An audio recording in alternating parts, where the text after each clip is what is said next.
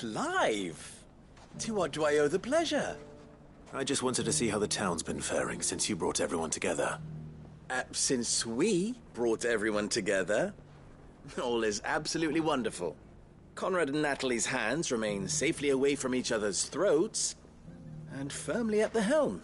Our stores are full, and the bandits still too disorganized to raid them. Just as the good Lady Jane and Lord Underhill intended. Are you a lord? Lubor's going to be one too. They're going to make him the Lord of Dalimil, because of how he stopped all the grown-ups from fighting. It's the mayor of Dalimil, dear child, and the vote hasn't taken place just yet. But if the people wish me to lead them, I shall. And my first act will be to build a school so that menaces like you two learn not to interrupt your elders. Speaking of menaces, there may be a rather worrying one just over the horizon. May there indeed. I'm afraid the example Conrad and Natalie set in putting aside their differences and presenting a united front might have caught the bandits' attention. And they might have elected to take a similar approach. They have formed what one could call a League of Outlaws, and they grow more organized by the day. But we'll fight them all off just like last time, no matter how many of them there are. Won't we, Lubor? Of course we will. If we continue to work together, we can overcome any challenge we choose to face. The longer we avoid facing this one, the more difficult it will be, until the only way to overcome it might be to run for the hills. Our best hope is to nip these efforts at organization in the bud, by finding those ne'er-do-wells who have yet to join the cause, and ensuring that they never do. Perhaps a certain Lord Underhill might be willing to lend us his aid once more?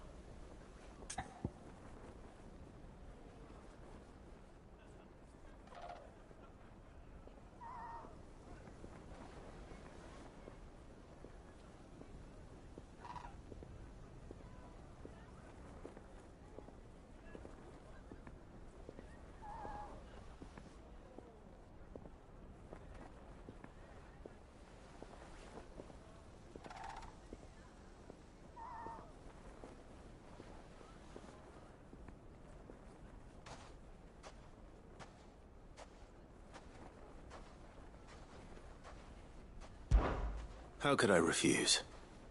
Thank you, my lord. Victor will fill you in on the particulars. I have him stationed by the desert gate, receiving and collating reports from my scouts. Such an amenable soul. He reminds me of you. I'll go and speak with him.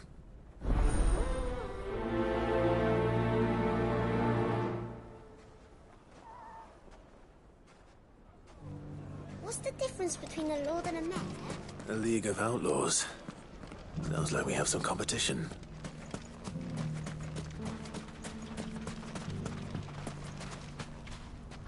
Still in Dalimil, Victor? Ah, Sid. I thought you'd have returned to Cosnis by now. I did. Then I came back. I've developed something of a fondness for the place. And having worked so hard to see it saved from one fate, it would seem remiss to abandon it to another. A sentiment Master Lubor certainly isn't shy about exploiting. Hence my doing his bidding yet again. You're not the only one.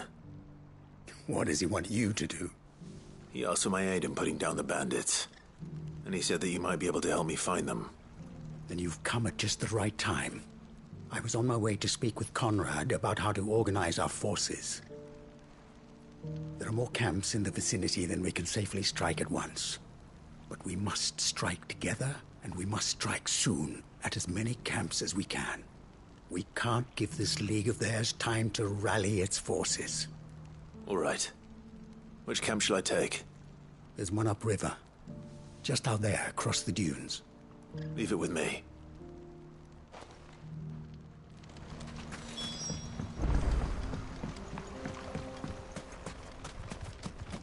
Those ne'er-do-wells want to band together.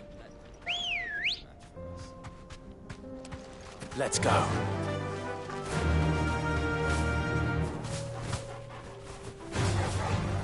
Wait.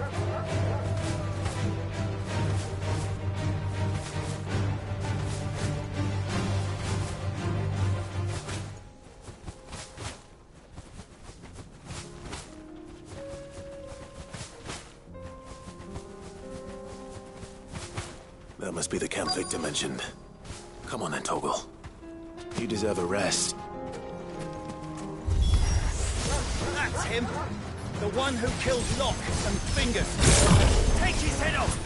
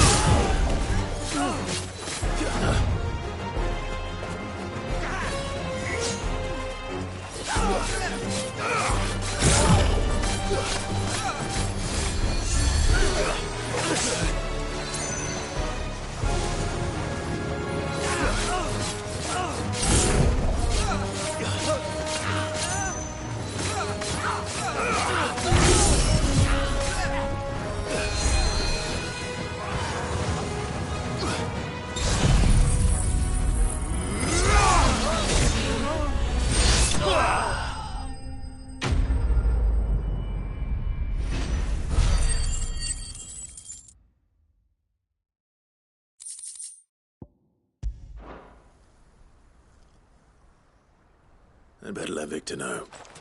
Sid, where are you?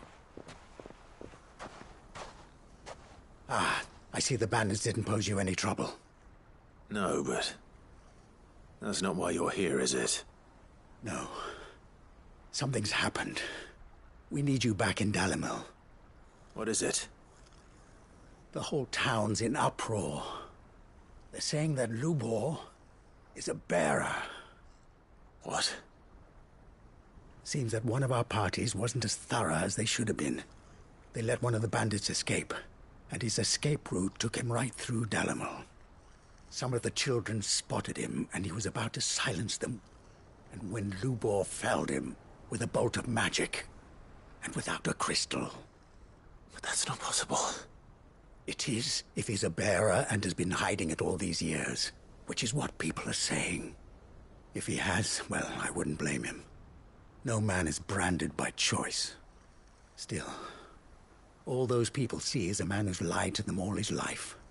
One who was made a leader of himself when the world believed he should have been a slave. Fuck. I don't know where we go from here, but I know one thing. Lubor needs all the friends he can get right now. You're right.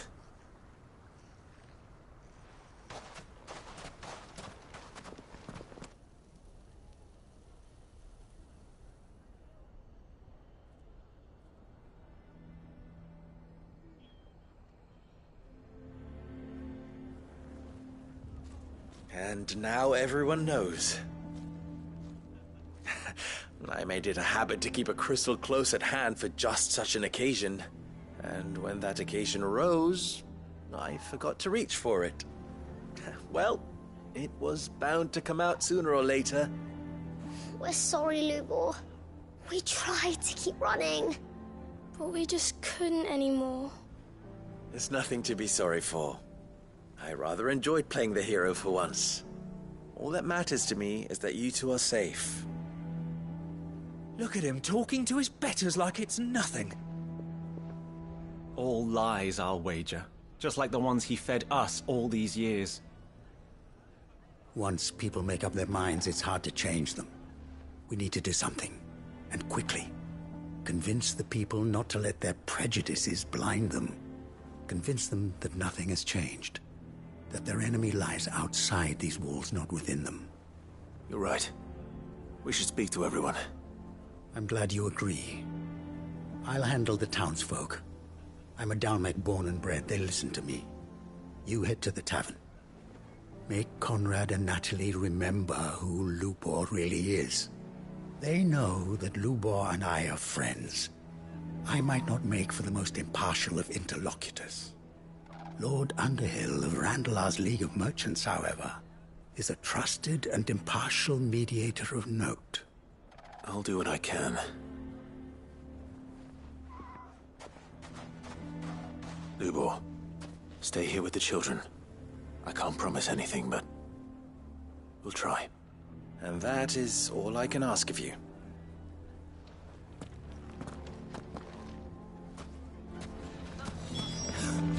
Why are you taking the bearer's side? Why do they always have to make such a fuss outside? It's driving away our customers. Knew all along that he was playing us for fools. And we fell for it. We followed him. A bearer.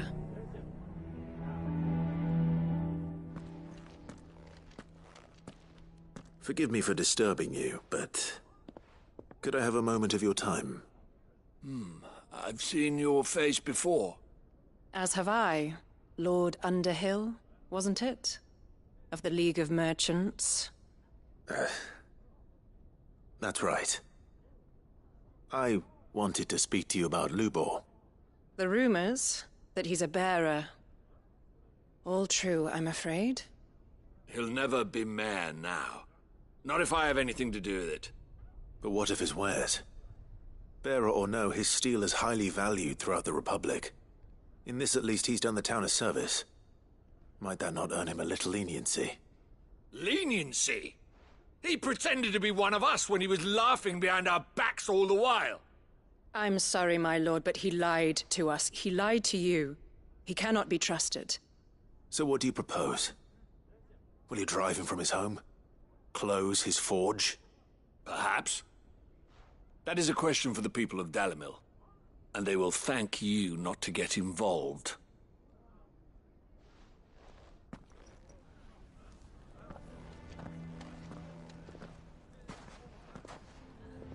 The townsfolk have made their minds up. There was nothing I could do. Nor I. Conrad and Natalie refuse to consider anything but their own wounded pride. You never know. Once their anger is cooled, they might see things differently. For now, we should report back to Lubor. All right.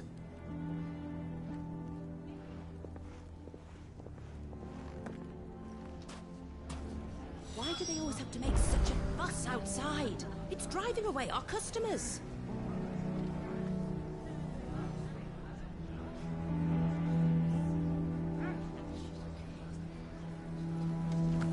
Why the hell would Victor take the bearer's side? I assume the situation is hopeless? There's still hope. But...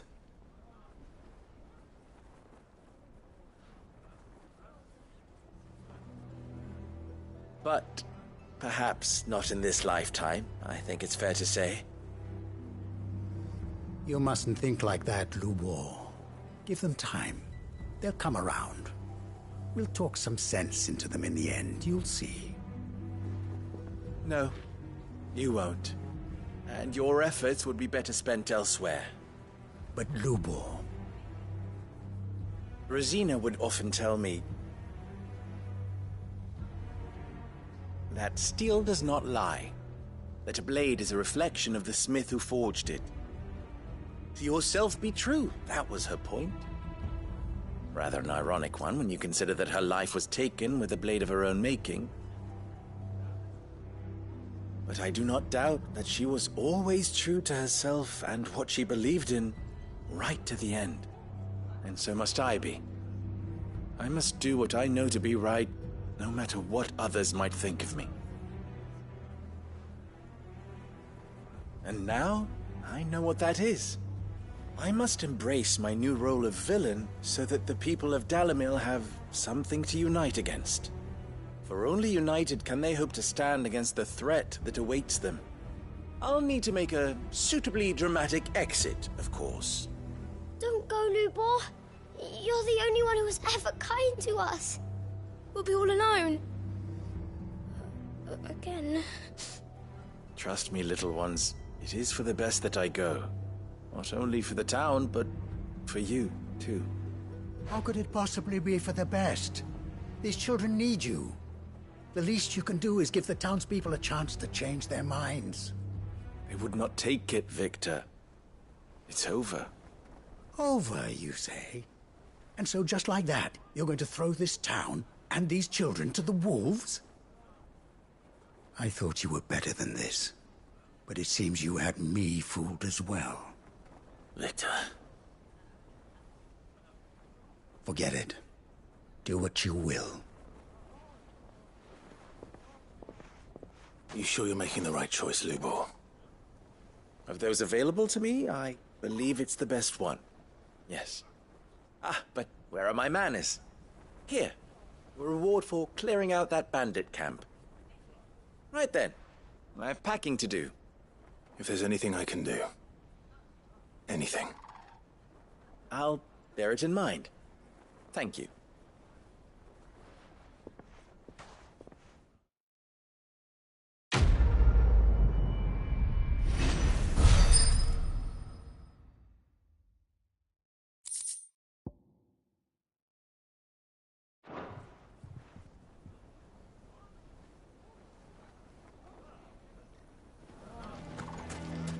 I'm going to go with him. Why is everyone being mean to Lubor? He didn't do anything wrong. If you're going to try and convince me to stay, save your breath. I will not put those children at risk.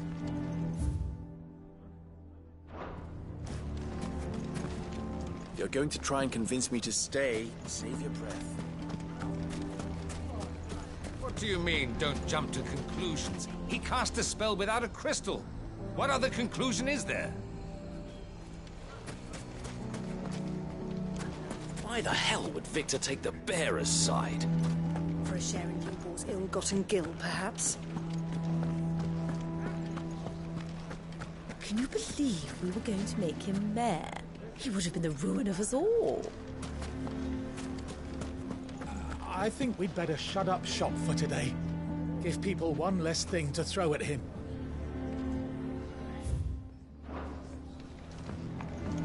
Sounds like something's happening in the square. I wonder what.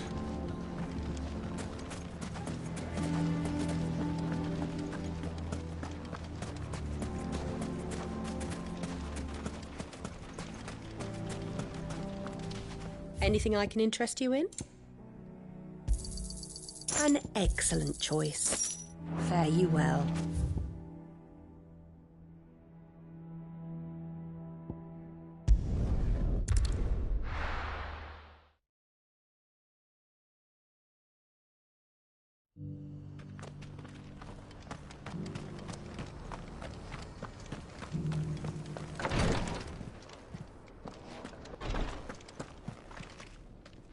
Lord Rosfield, is there aught the Undying might assist you with this day? Perhaps. My brother said that your order was helping him with his quest to uncover Ultima's origins. Have you learned anything of note since last we spoke? Little unless, I regret to report. I see. Be assured, however, that we will not rest until the truth is known. Even now, our archaeologians scour ruins in every corner of the realm for traces of Ultima's touch. Fallen ruins, I take it. Dating back as far as Phoenix Gate. Indeed. Ultima's thralls are oft sighted among the remnants of the fallen civilization, as if protecting the secrets concealed within. Secrets we'd see unearthed. Should our methods be of interest, my lord, mayhap it would please you to observe some of our number at work. Would that be possible? Of course. A survey is being conducted not far from here. Perchance you are familiar with Kretov, a small hamlet built around a fallen airship. I was due to visit my colleagues there to collect their preliminary findings, but if you would consent to do so in my stead, I'm sure that they would be honored to relate any discoveries they have made to you directly. All right. They will be most Might I suggest you take the road through Titan's Wake? It will lead you straight to the village, after but a short walk. Thank you. I wish you a safe...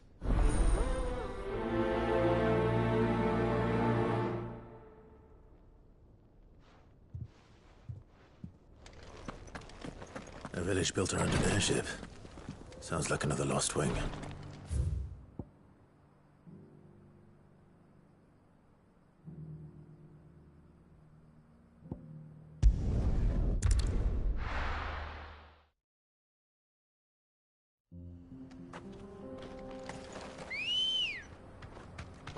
Let's go. Run like the wind.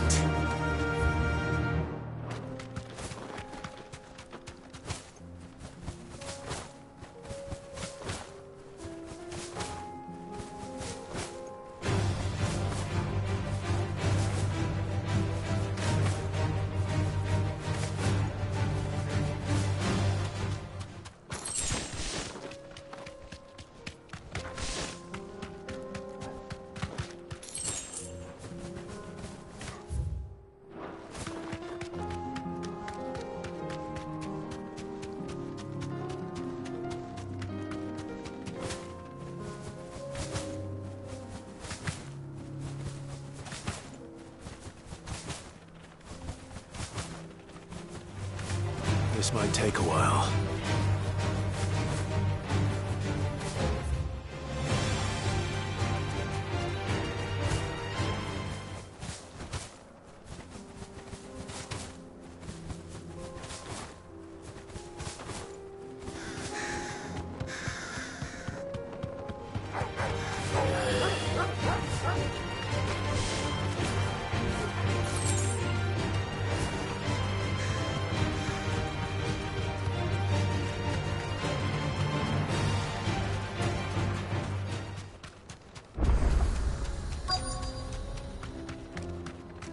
Straight home now.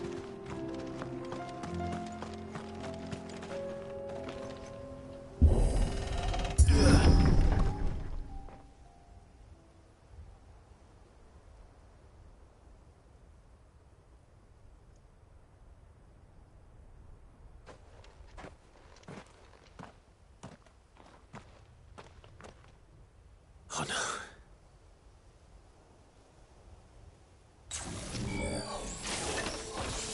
You'll pay for this. There may still be survivors.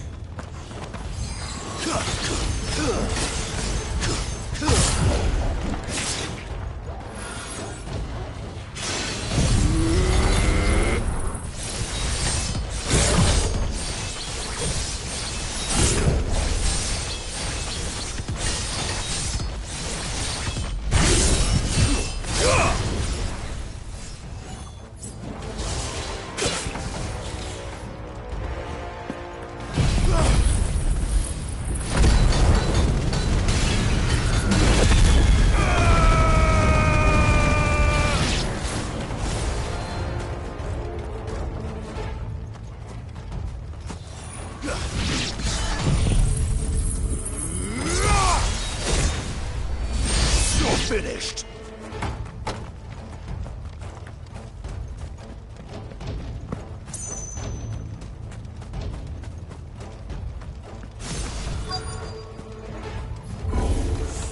Whatever that thing is, I'd say it's their leader.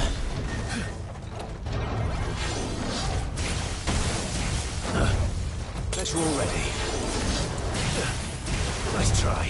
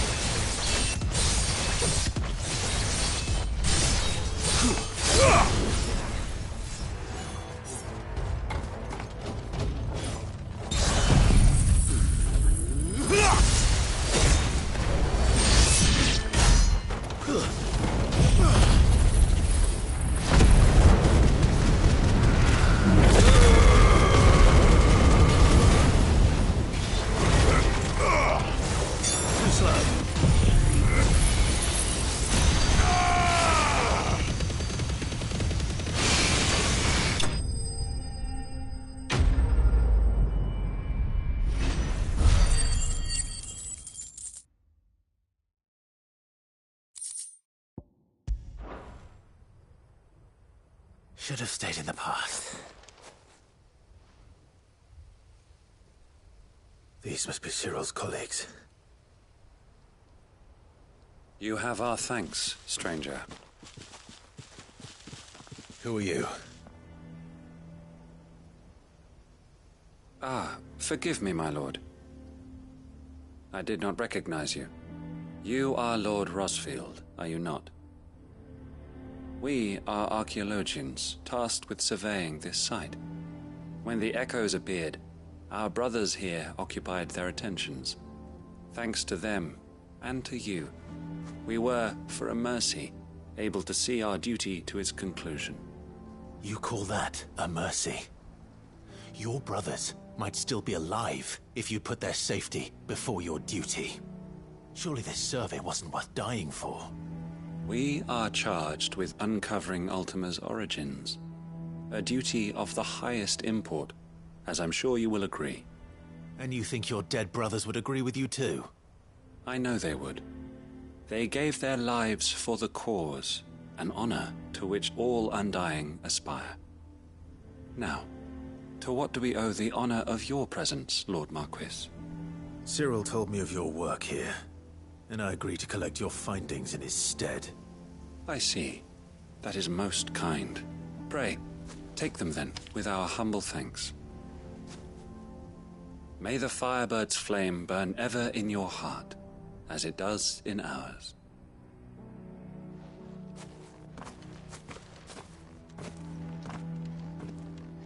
It's one thing to lay down your life for another, but for a survey... I suppose I'd better get this back to Cyril.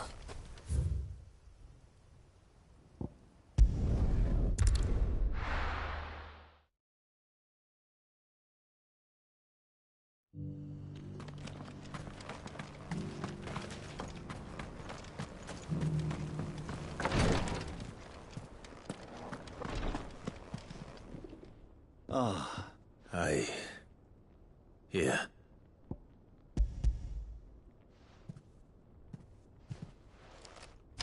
My thanks. I shall study them, and inform you forthwith if I discover... Cyril, your survey party suffered several losses in Kretov. Losses which could have been avoided, had the others not chosen to complete their work, instead of saving their friends. Were these your orders? No. This was their choice. Every Undying devotes his life to the service of the Phoenix. It is our sole duty, and should we die in discharging it, so be it. Even when death is avoidable. My lord, I fear that this is not a point over which it would be fruitful to argue. The Undying have served the Phoenix for countless generations, and your opinion of our methods, however earnest, is not like to change them. We live to serve the Phoenix.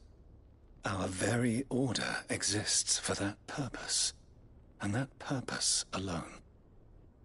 Cyril, I know that you and your brethren answer only to Joshua, but allow me to offer you a word of advice. It does not further the cause of the Phoenix to have his loyal followers surrender their lives without good reason. Provide your survey parties with an escort, that they might live to do their duty for years to come. Think not only of how you can serve the Phoenix, but how Joshua would want you to serve him. Please. For all our sakes. I thank you for your advice, my lord. If you will permit me to respond, our faith in his grace, Joshua Rosfield, is absolute. And we of the Undying will do what we believe is right to fulfill our duty unto him. As first shield to the Phoenix, I am sure you understand what it means to do one's duty. I do. Then we are of the same mind. And it is my hope that we may continue to do our duty together.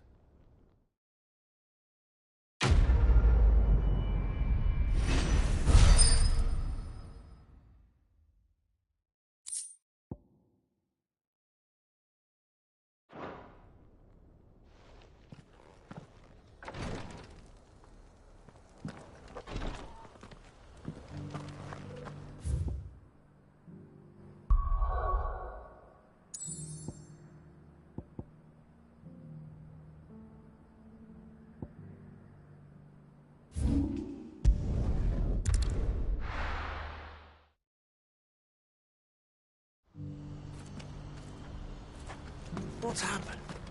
Can't.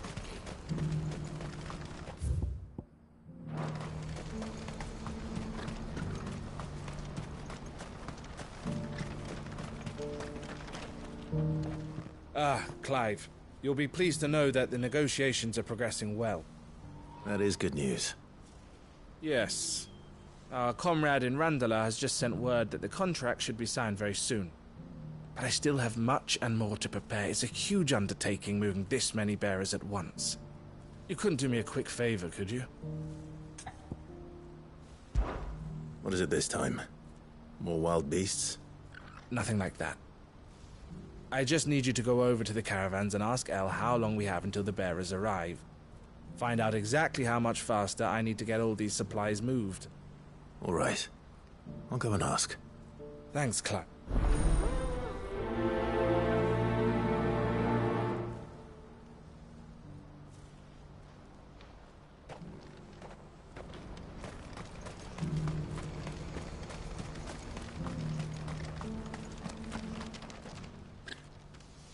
Don't blame yourself, El.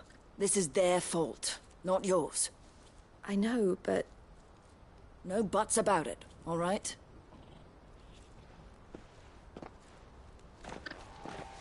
Is something wrong?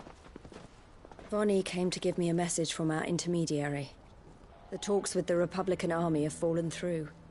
They've reached an agreement with the Silver Peak Consortium instead. Though prices have fallen of late, we deliberately offered above the going rate to try and deter other bidders. But the Consortium offered double what we did, and the army jumped at the chance. And you had no opportunity to make a counteroffer? None at all.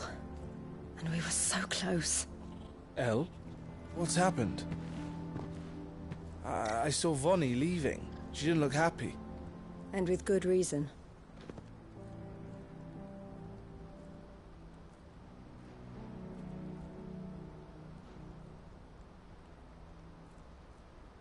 But I thought we were the only ones the Fist were speaking to about the bearers. How did the Consortium even find out about this? It's not so surprising. They have ears all over the Republic. This isn't over. The Consortium will have to sell these bearers eventually, and at the price they paid, buyers will be few and far between. I'm going to Randalar myself. Alone? You sure that's wise? Are you offering to be my bodyguard? How kind. Meet me at the checkpoint near the capital gates. I'll send an owl ahead and request a meeting. You go to Cashlock, Theo, and get everything ready. We've waited far too long as it is.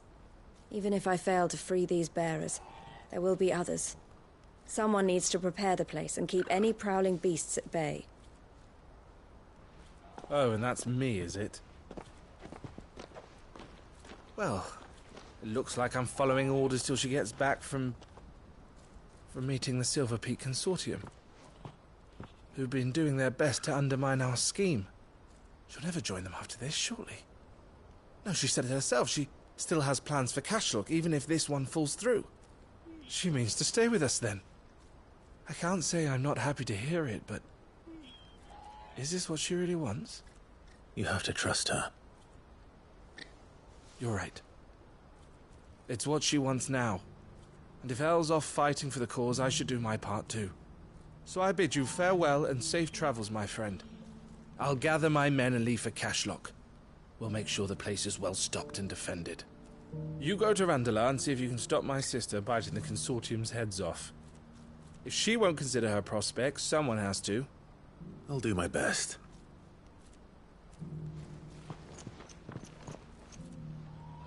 All right. To Randalar, then. We'd better not keep Eloise waiting. What's happened?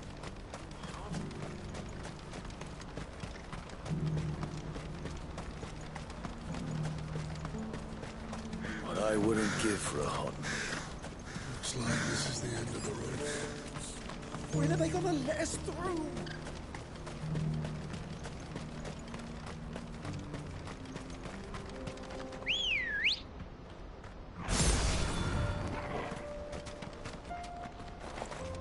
Good girl.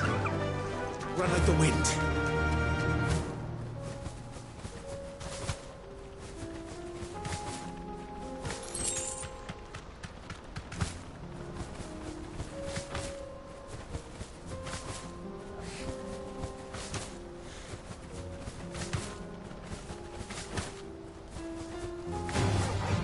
to fight.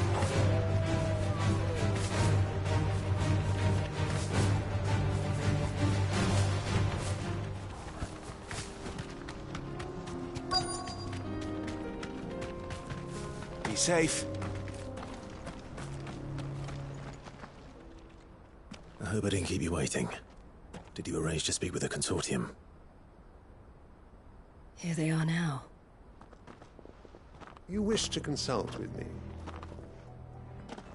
I did. It's about the bearers you recently purchased from the Fist. We had all but finished making arrangements to buy them ourselves, and then you stepped into the fray. You misunderstand. The consortium had an interest in purchasing them from the very first. It was only our regard for you that kept us from bidding.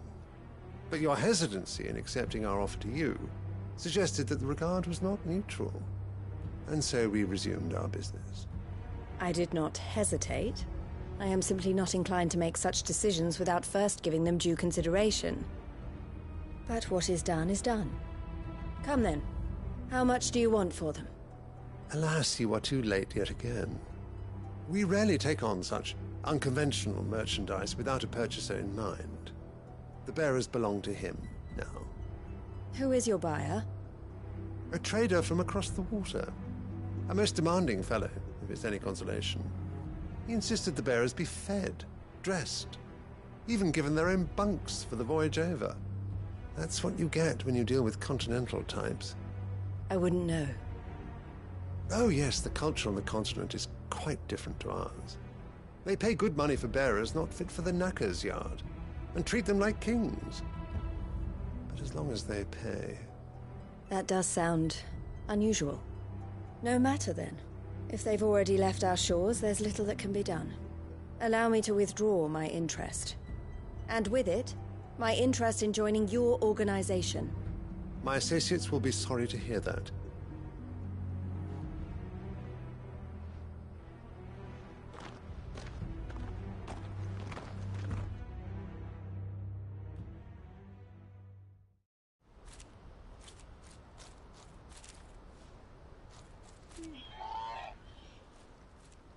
I'm sorry you weren't able to save them. As am I. But I only have myself to blame. He was right, you see. The Silver Peak Consortium did intend to buy those bearers before I did.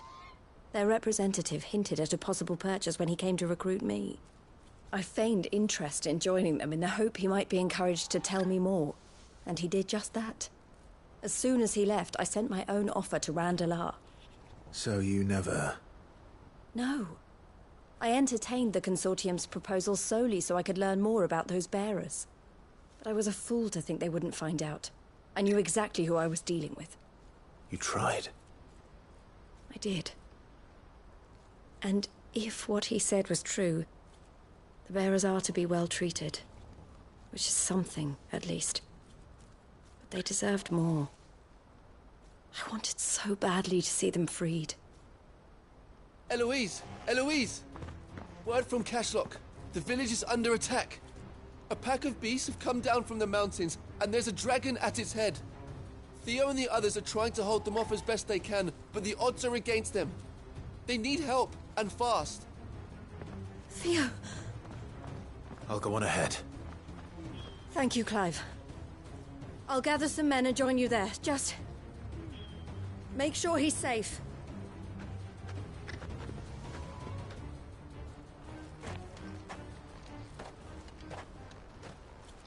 Hold on, Theo.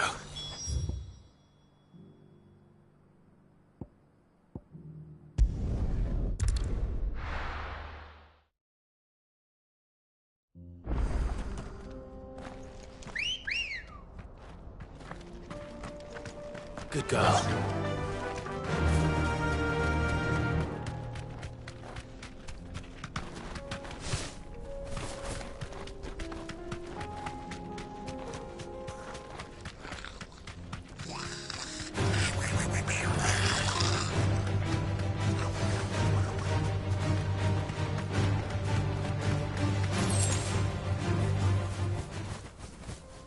I can walk from here.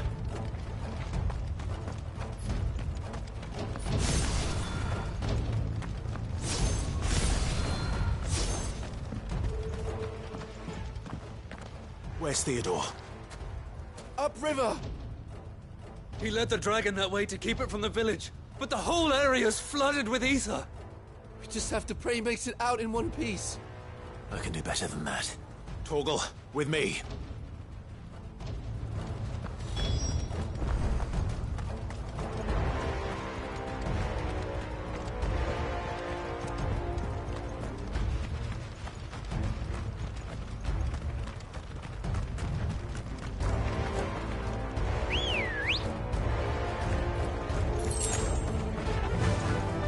Fly, Ambrosia.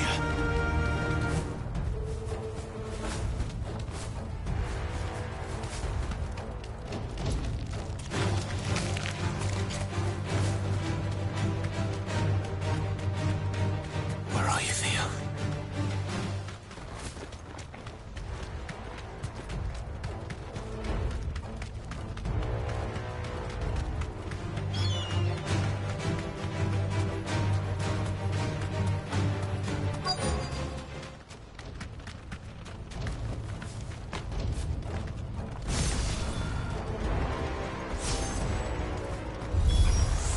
Damn it.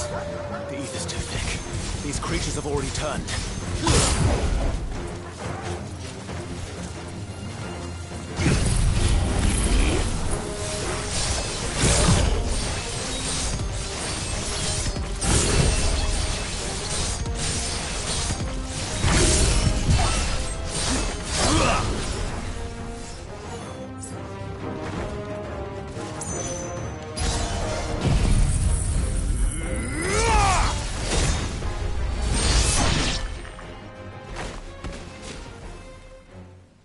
I can't waste any more time.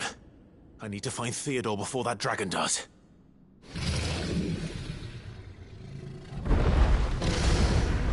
Looks like it's found me. This thing's turned as well. This isn't going to be easy.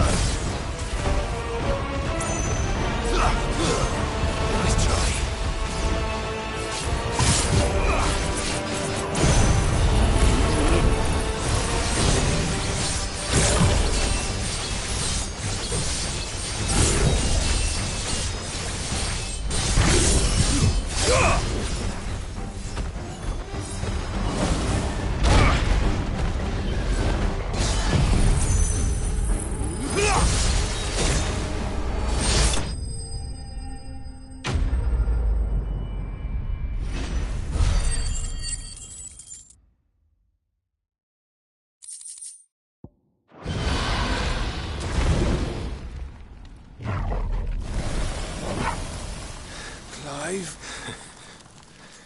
Theodore, you had me worried for...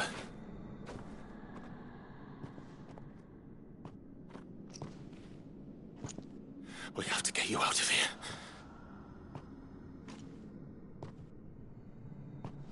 I think it might be a little too late for that.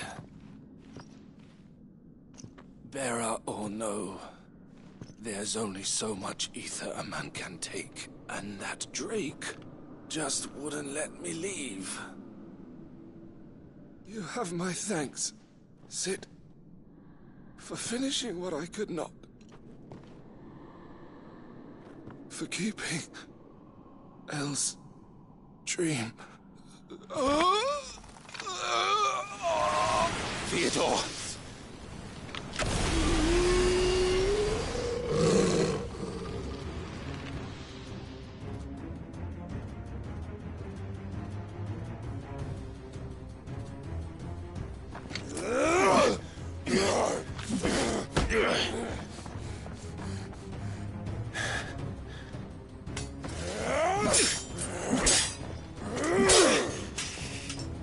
Don't make me do this. Stop it, Theo! Stop! Stay back, Eloise! He's turned. And so will you!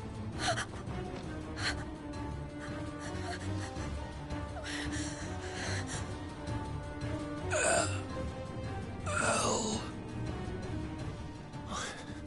Theodore.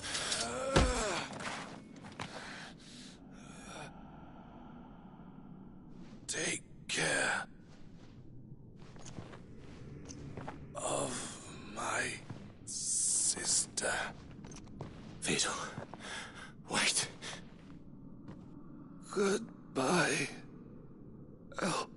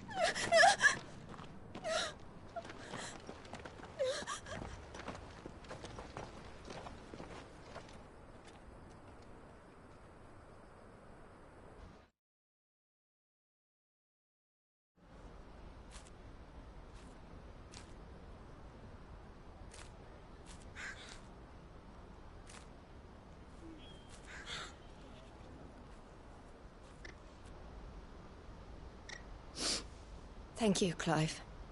I think I'll be all right now.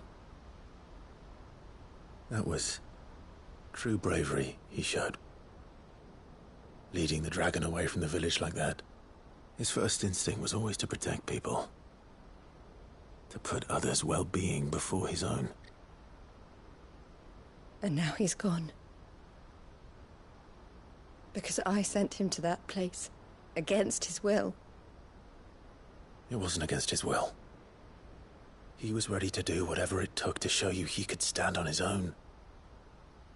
So that you would finally be free to live your own life. To live my own life? He never could come to terms with the choice I made. What exactly happened? You once told me Theo was the first bearer you ever helped.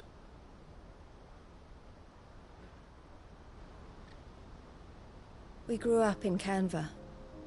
We were born to one of the great trading houses. And I was chosen to inherit the family business. I had my father's head for figures, you see. Theo did not. While I studied the art of commerce, he played at soldiers instead. A late bloomer. In more ways than one. For unlike most bearers, it wasn't until his 15th summer that his powers awakened. My parents tried to drive him out of the house and into the care of the constables. But before they could, I took him into mine. Theo told me something else. He clearly admired your devotion to the cause of freeing others like him from slavery. But he said you deserved a better life than this. He wanted to free you from what he called your bonds, just as you freed him from his. I would be lying if I said I had not wondered from time to time how much easier my life might have been if I had allowed Theo to be taken and devoted myself to the family business instead.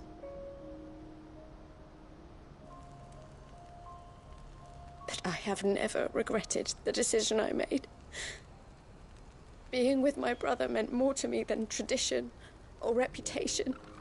I only had to look at him to remind myself of that night and the choice I made, and the fact that I would make the same choice again in a heartbeat.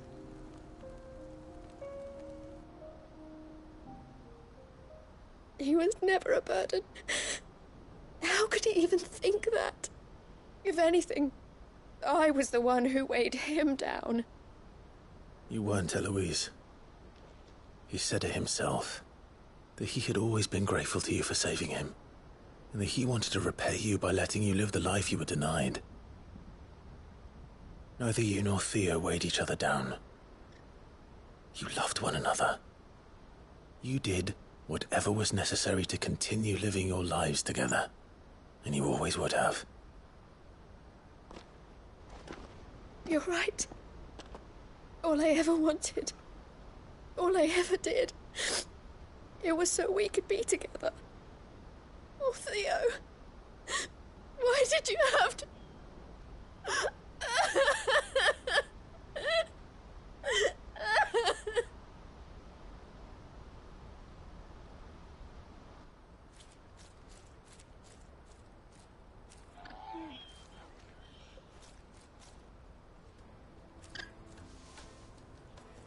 I know Theo wanted me to move on, but we can make a difference here.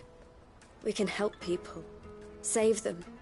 I need nothing more from life than... So I'll carry on doing what we do, ensuring that goods, people, bringing smiles to people's faces, and to Theo's, wherever he is. I've made a choice of mine to continue helping you however I can. Thank you. Let's go on together.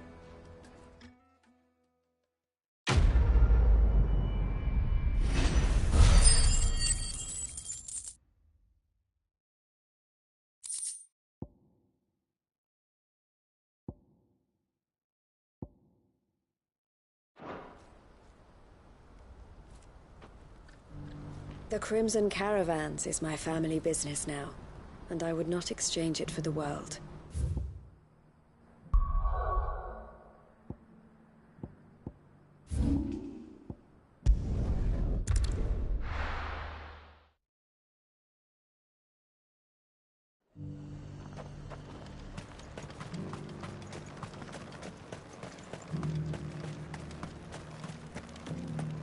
There were ghosts at the gates not days ago.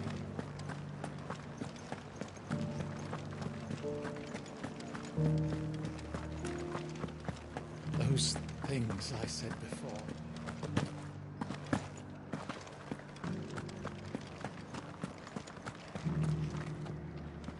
Oh, Clive. What am I to do? My wards and I may soon be without a home. What's happened? The High Cardinal has descended from his lofty throne and taken up residence here in Northreach. The High Cardinal? Leader of the Council of Elders, second only to his Radiance at the head of the Imperial government. Not that any of those things still exist. Now he goes by his noble title, the Duke of Oriflamme. And what does he want with Northreach? He wants to transform it into a military stronghold, a foundation upon which to build a new Sambrec. He's already secured the support of the various army remnants, with promises that they shall be afforded the respect they deserve in his empire. One built on the confiscated property of the people. He would rob the populace to pay for it. Believe me, I have used every means of persuasion to discourage him from this folly. But for whatever reason, he will not listen to me. What does Captain Philippe make of this? When the town was under attack, it was him the soldiers rallied around. Couldn't he use that influence again? How? By speaking out against one of the most powerful men in Sambrec. A man whose stated aim is to revive the empire Philippe's comrades swore to serve, and to improve the soldiers' lot within it. The captain can offer them a regular supply of gruel, and an occasional trip to the Vale to help them forget the terrors they face each day. The Duke offers them a vision of strength and safety. No. Any attempt to incite mutiny would cost Philippe the support of his men, if it did not cost him his life. But given the mood around town, mutiny may yet be unavoidable. The people have little appetite for further deprivation, least of all when it serves only to elevate others. And who could blame them? Clive, would you appeal to the Duke on my behalf? For your services to Northreach, you have the respect of the soldiers, and they will take you to His Eminence if you ask them. And unlike Philippe, no bonds of loyalty prevent you from speaking your mind to the man. Well? I'll see what I can do. Thank you. Tell me then, where will I find this in the garrison? Overseeing the troops. All right.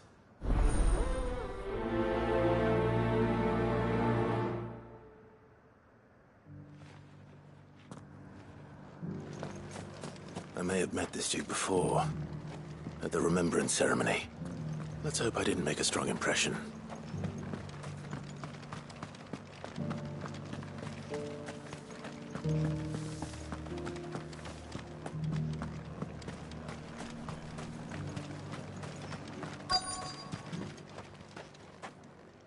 Halt! Oh, sorry about that. You're the dame's man, aren't you? You got some business with the captain? No, actually.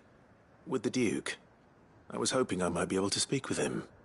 We're under orders not to let any civilians pass. But you should be all right. His Eminence has heard all about you and your heroics. Wait here. I'll go and ask.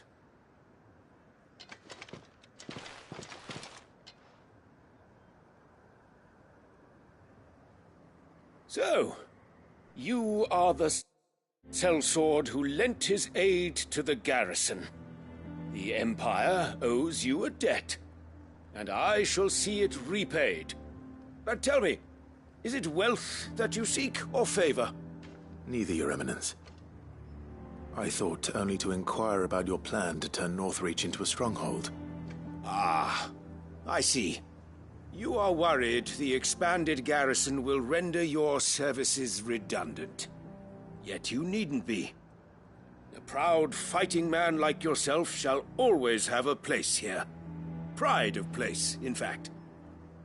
For too long has the contribution of the noble soldier been under-reckoned. But no more. For it is they who shall see the Holy Empire rebuilt, beginning right here in Northreach. Why here, Your Eminence? The town has been fortunate enough to escape largely unscathed from the recent troubles. Her defenses are sound, and her garrison well prepared. Which is more than can be said for Oriflamme or Twinside. The Empire wants for a capital, and I believe Northreach to be the perfect place.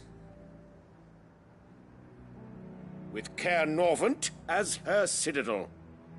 Once we have seen to the refortification of both the town and the castle, we need only build a wall around both to create a city that would be the envy of the twins. Plans are already underway for the construction. Soon enough, these thralls shall learn that they are no match for the might of Sanbrec. I fear you underestimate how dangerous these creatures are, Your Eminence.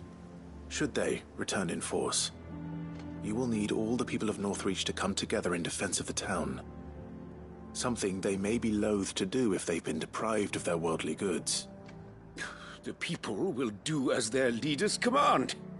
If Sanbrec is to be rebuilt, she will require a functioning government.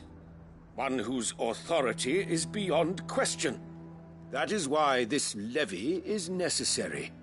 so that any man who wishes to join the army might do so and be fed, outfitted, and paid as befits a defender of the Empire. And yet there are those who persist in peddling the treasonous lie that I seek to steal from the people and drive them from their homes. I suspect they're afraid of losing what little they have left. Precisely. The common folk have little and less, and you mean to deprive them of even that. You would sow the seeds of your new empire in your own salted earth. Sabine, we have discussed this. Yes, and I told you then how putting the empire before her citizens would lead only to revolt. Without an empire, there are no citizens. And in yours, there will be only beggars. Is that what Griga wills for her people? Do not take her name in vain, Sabine. I'll come back later. A citizens' revolt. I wonder what the people really think of the Duke's plan. It wouldn't hurt to ask them, I suppose. Let's begin with those on the other side of the wall. Sabine, you are embarrassing me. You're embarrassing yourself.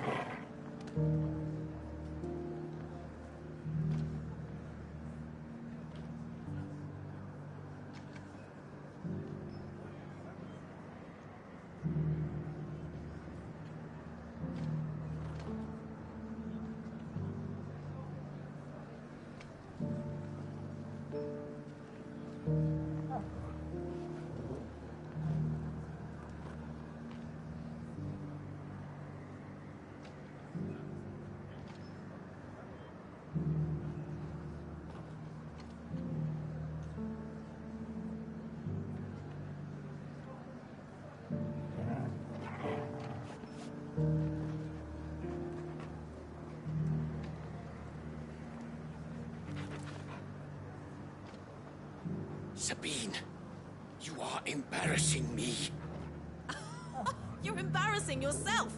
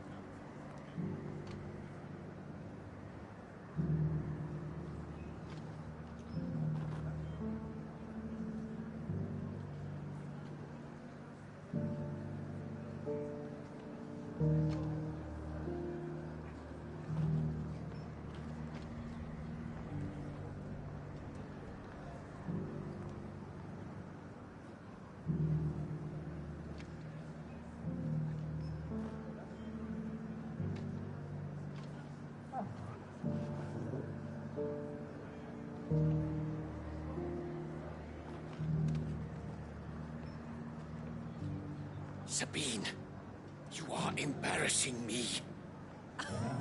You're embarrassing yourself.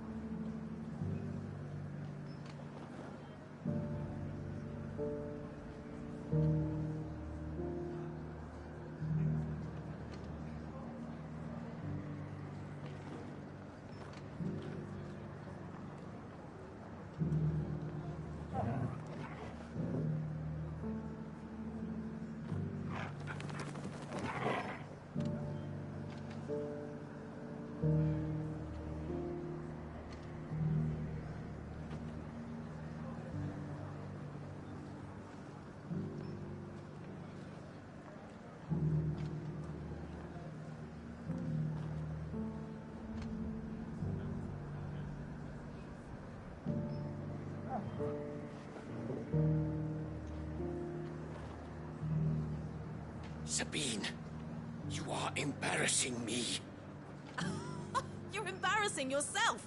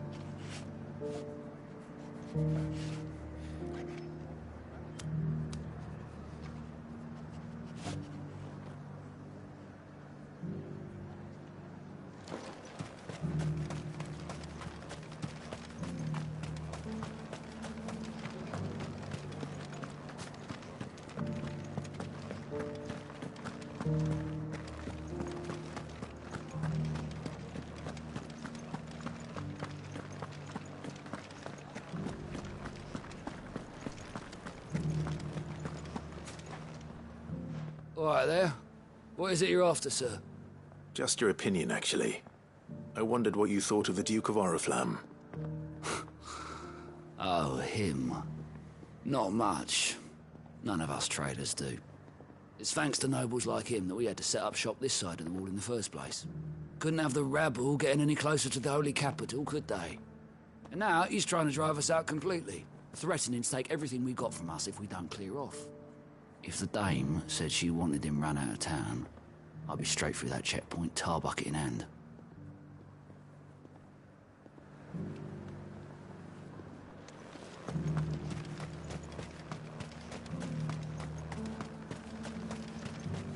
I heard the dame got an icon to rid the man over. A question, if you don't mind. What do you think of the Duke of Oriflamme? Don't get me started. You build a life for yourself somewhere, earning for some noble to turn up and tell you you've got to hand it all over to him. If he thinks his name and his chains give him the right to empty our purses, he's in for a rude awakening. We'll do whatever it takes to keep what's ours. Whatever it takes.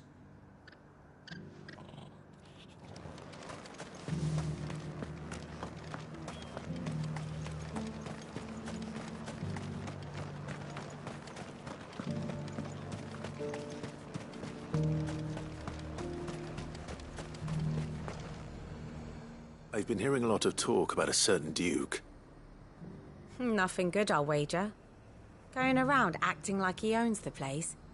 And with hardly a word to the dame. This is her town, not his. I take it you'd rather she was in charge.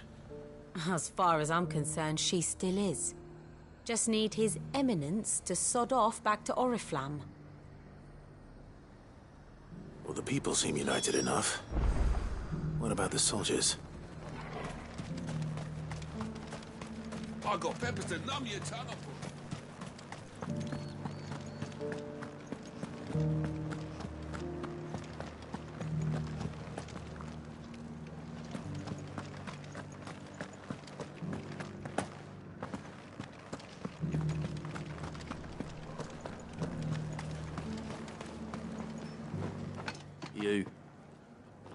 You're the one who's talking to His Eminence. On the dame's behalf, yes. I was trying to persuade him not to take the people's goodwill for granted, but it seems my words fell on deaf ears. What do you think of his plans? I'm a soldier, mate. He tells me what to do, not the other way round. Listen, I've got nothing but respect for the dame, but I've got a family to look after. That's where my loyalties lie, not with the town or the Empire, but with my wife and children. If the Duke can get us cement and the equipment we need to fight off those blue-skinned bastards, I don't care how he does it. I left everything in the... As long as you remain... Sabine, you are embarrassing me. You're embarrassed. I hear the Duke of Oriflamme plans to turn this town into some sort of fortress. Do you think that's a good idea? It's not for me to say. All I know is that unless the Emperor orders me otherwise, His Eminence's word is law. Look, no one likes all these taxes and tariffs, but empires don't come for free. Once Sanbreque is back on her feet, we'll all reap the benefits.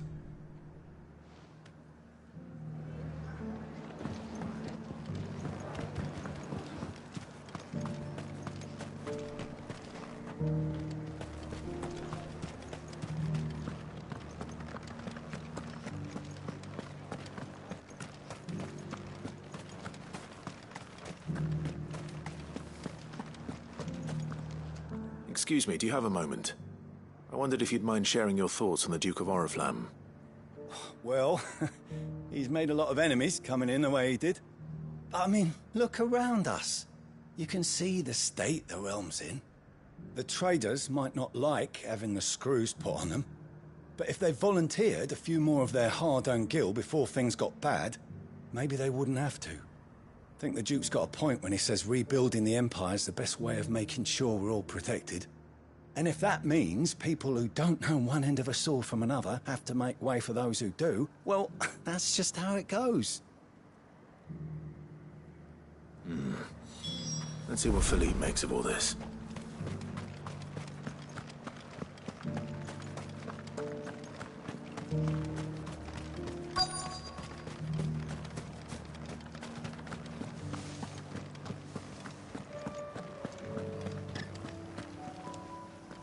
Captain, do you have a moment? For you? Certainly. Clive, wasn't it? Thank you for last time. How can I help you? I wanted to ask you about the Duke of Oriflamme. Do you intend to go along with his plan? But to tell you the truth, I'm in two minds. It's my sworn duty as a captain of the Imperial Army to obey his orders. But I can't say I agree with him. Philippe, I remember you saying that you became a soldier to protect the people you loved. The Dame included. That's right. I did. Well, she doesn't agree with the Duke's orders either. She thinks they could tear Northreach apart.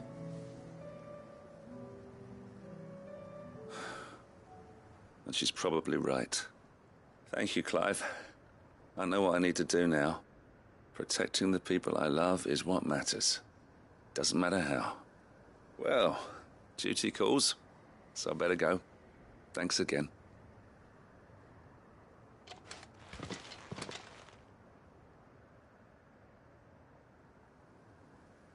It seems Philippe wants to do the right thing at least. I expect Isabel will be pleased to hear that, if nothing else.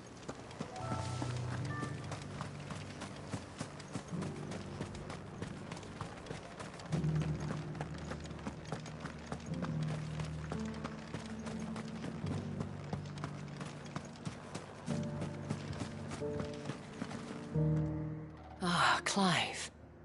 How did you fare? Were you able to speak with the Duke? I was, but...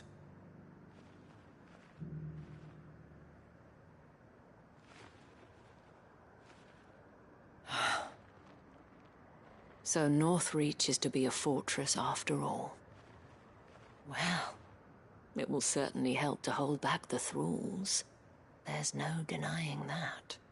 Though I doubt it will come as much consolation to the townspeople whose worldly goods are confiscated to pay for it. They deserve to be heard, Clive. To have a say in this new empire the Duke means to build. Sadly, His Eminence values their obedience more than their opinions, and hopes to reassert the authority of the state. I fear he sees the people as mere pawns on his chessboard to be sacrificed for the greater good. Needless to say, they themselves are of a different opinion, and would rather their destinies were in your hands. The soldiers, meanwhile, are content to follow their orders. And not just because of the Duke's rank, but because of his vision. I thought as much. Had I sworn to protect Sambrek, I dare say I too would want nothing more than to see it rise from the ashes. Thank you for trying. But the battle is lost. I don't know about that. What happened to your uniform? I handed it in, along with my resignation. Told the lads I wished them well, but that I owe it to those I love to call it a day. But why? Because I realize what really matters to me. Not following some nobleman's orders for the sake of it, but protecting what I care about. Protecting Northreach. I honestly don't know when those monsters will return, but I'm certain they're not finished with us yet. And when they do come back, we need to be ready for them. We need to stand together, all of us. And with you to lead us, milady, I reckon we can do it. It was you who finally convinced me, Clive. There's no point following orders if they go against everything you believe. Indeed. All of us, standing together. That has always been Northreach's best hope, and one which still lies within our grasp. We have only to turn our attentions to the true enemy. Thank you, Philippe, for showing me what I must do. Anything for you, milady. Speaking of standing together, would you mind if I borrowed a few of the lads from the Vale to help keep watch around the town? I fear His Eminence has loftier tasks in mind for the guard. Not at all. Be my guest. Wouldn't be the first time.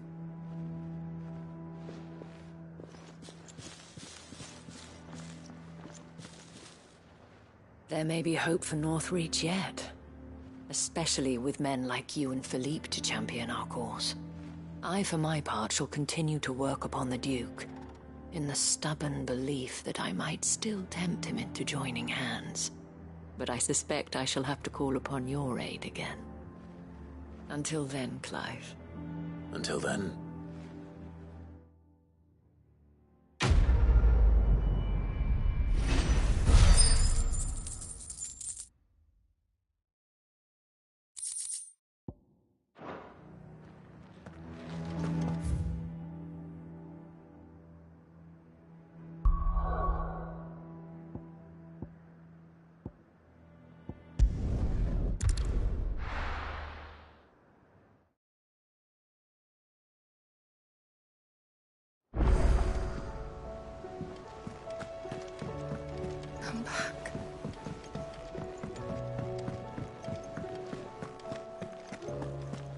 the stew's awfully thin these days.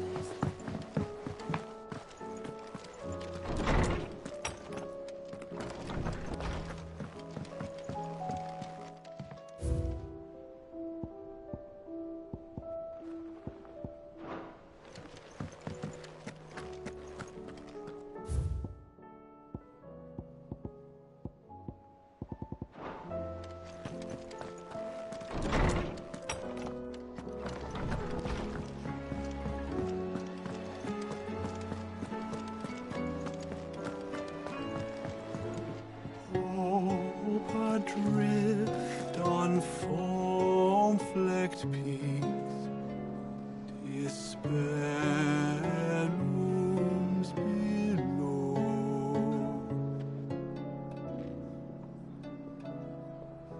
Yet in the dark, a flame is sparked that warms us in its glow.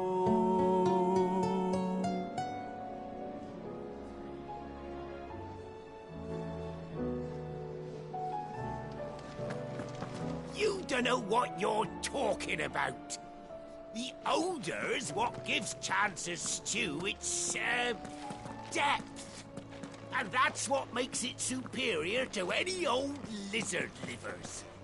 Oh, please. Have you even tried the fried mortress? Taste, smell, texture. It beats your beloved stew hands down on every count. Now that's a masterpiece. Hope adrift on foam-flecked peaks, despair looms below.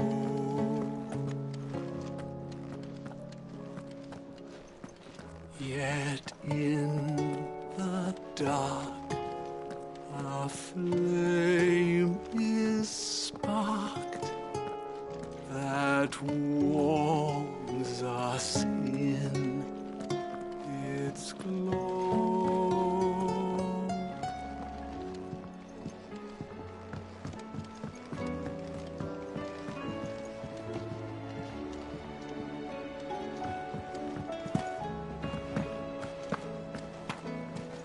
Covered in nicks and lumps, the lot of them.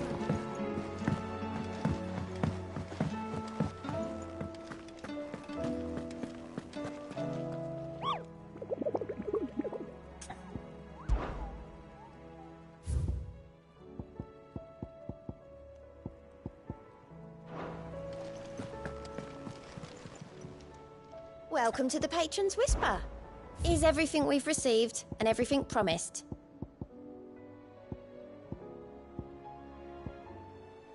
All done?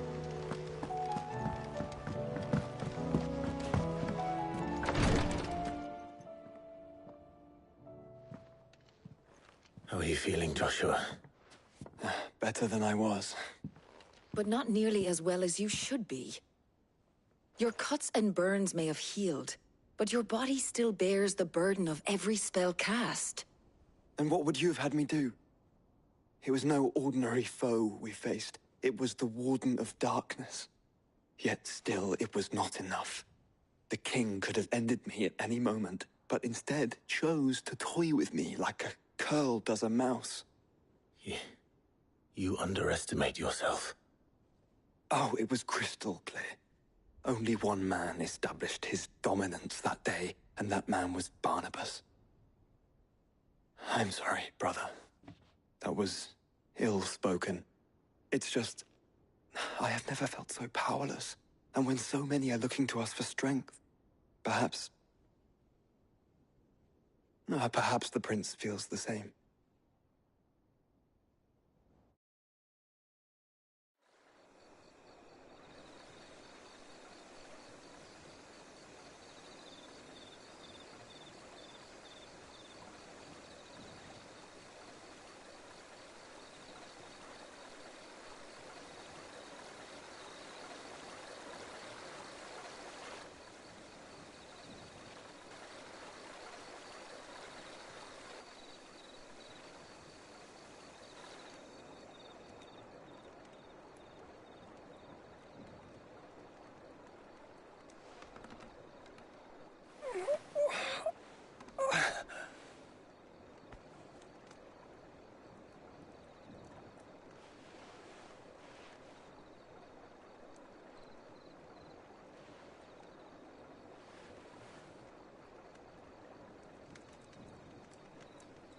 What is this place?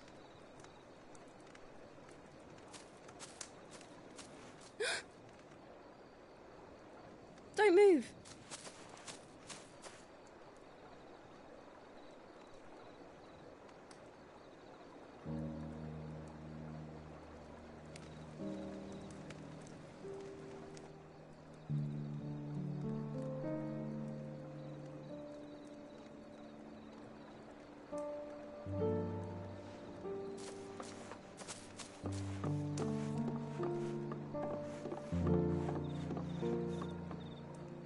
Here, it's fresh from the well.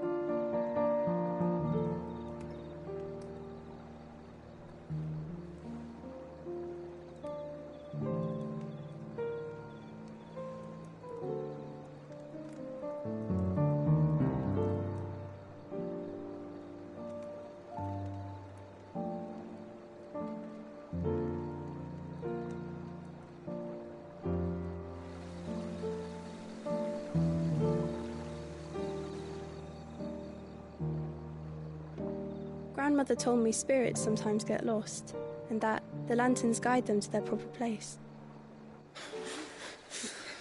I set one on the river for her when she passed away.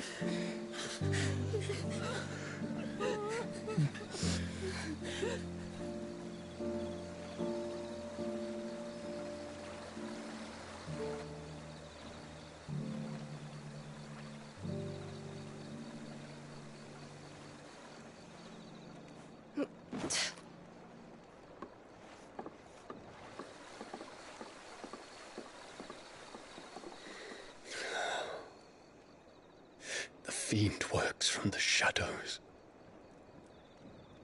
Was it you who guided my hand then, Ultima? No, not you. This is my doing, my fault, my sin to bear. And for it, I must atone. Your hurts are healing nicely. It was my poultices that saw you well. You make them? And sell them, or try to. Earns me enough for bread, most days. Forgive me. I have nothing to... I know, but I couldn't just leave you lying there.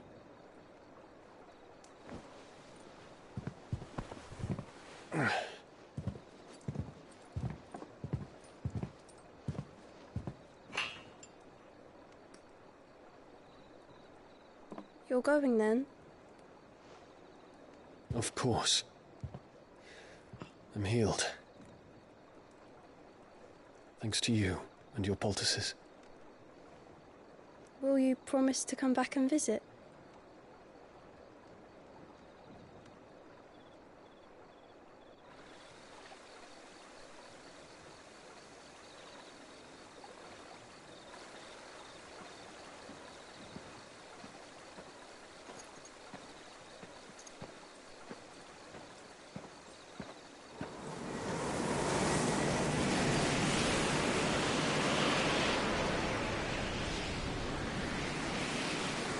Well, Phoenix, it would seem that I owe you my wings.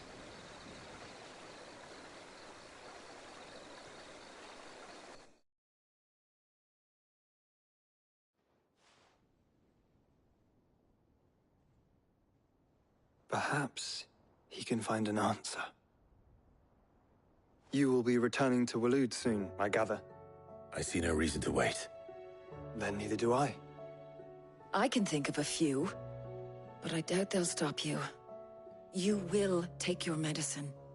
Of course, Lady Daya. Set on leaving already, are you? How long will it take us to get back to Ash? Dunno, about the same amount of time it took us to get here. Maybe less, if your uncle can find someone trustworthy to patch up the Enterprise. All depends on where we're putting into port, mind. Yes. It's not as if we can put ashore wherever we choose. We have to assume that the whole of Ash is hostile, and that we'll be attacked on sight. Then we must find a place they won't think to look. And I have an idea who might know of one. The Professor! I'll go and tell you coming. While you're plotting our course, I'll be in the shelves with your lawsmen, I wish to pick his brains about Ultima. Then I'll talk to Karen about supplies for the journey. They may not be easy to come by in Ash.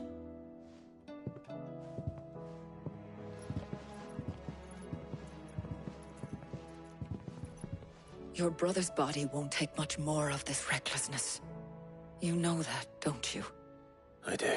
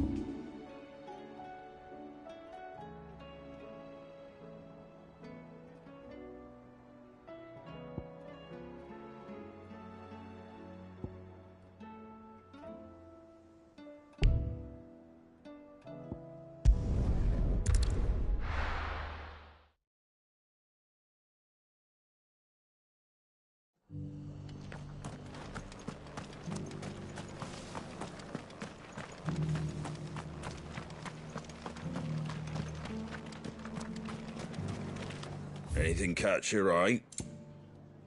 Thanks very much. Much obliged.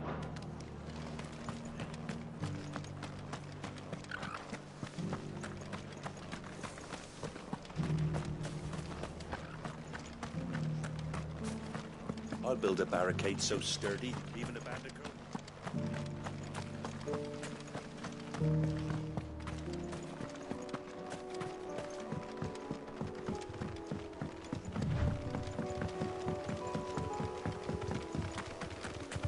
Can hardly make you up.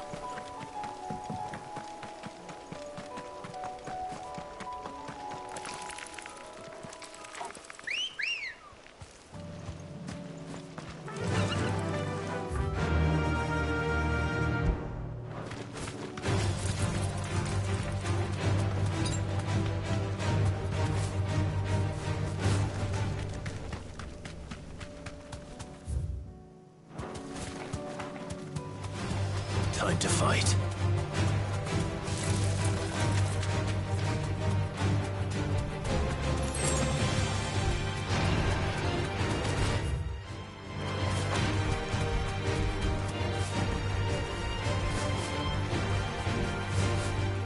No need to ride from here.